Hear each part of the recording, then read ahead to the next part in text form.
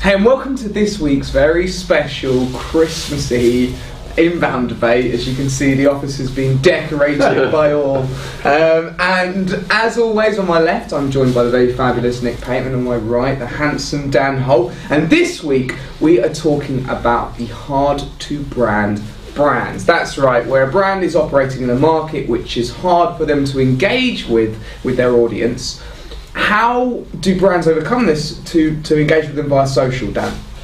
So, I mean, this is a challenge we see quite a lot, where we're working with, we might be working with a number of different brands that actually are targeting very similar demographics, and you can put out quite similar content, but actually you get very different responses because the brands themselves are just fundamentally different. And some people, depending on the market in question or just the nature of the brand, some brands just don't feel that friendly, or it might be the product they're selling just doesn't feel like a brand that particularly belongs on social.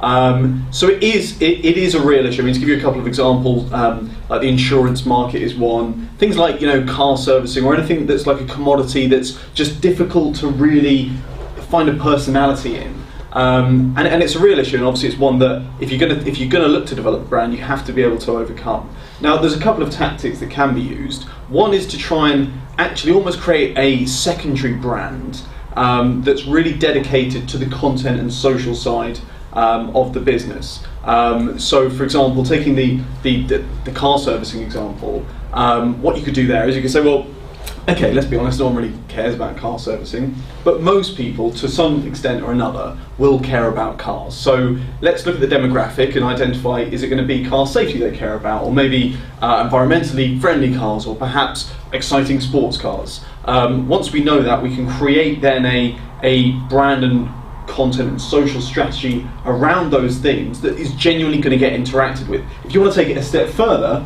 something that a lot of companies increasingly are doing, and it's something that we're doing for a couple of companies, is then actually to try and embody that within a sort of mascot character. Now, by far the most successful example of this has got to be Compare the Market. Also, we're talking about essentially a company that sells insurance, and yet it's got nearly 1 million fans on Facebook because of that bloody meerkat. I mean, if they can do it, I think anyone can. Simples. Indeed. Nick, what do you think? I think it's got to be looked at from a few different approaches. I think you have social being a very successful strategy for a lot of companies like Compare the Market, although how much actually revenue can they tie to that particular kind of toy. I'm sure it's a lot, but it's really tough to actually measure that stuff. And when you think about small businesses, first of all, they're never going to have the budget to start producing toys and mascots. They're going to have to, look at how they can do stuff in-house, how they can get expertise from somewhere who's going to give them the expertise, the strategy to develop it. Can actually just go ahead and actually just turn what is a pretty small brand into something that's massive on a shoestring. And I just don't think it's possible for a huge number of companies, and it's often forced into a strategy, and the time they're spending kind of just like typing up Facebook statuses and trying to like respond to comments or whatever, it's just time better spent on other things like pay-per-click, email, maybe organic SEO and stuff, depending on what your timescales are like. But just getting, what matters at the moment to your business out there. So sales, like making sure that what you're doing is driving sales, and social often won't drive sales for the first 12 months in a lot of instances. So it's just what's your goals? Do you have a budget? And I think in most cases people are probably trying to shoehorn something they shouldn't be shoehorning. I certainly agree that I think to do this properly you need a lot of time or a lot of money.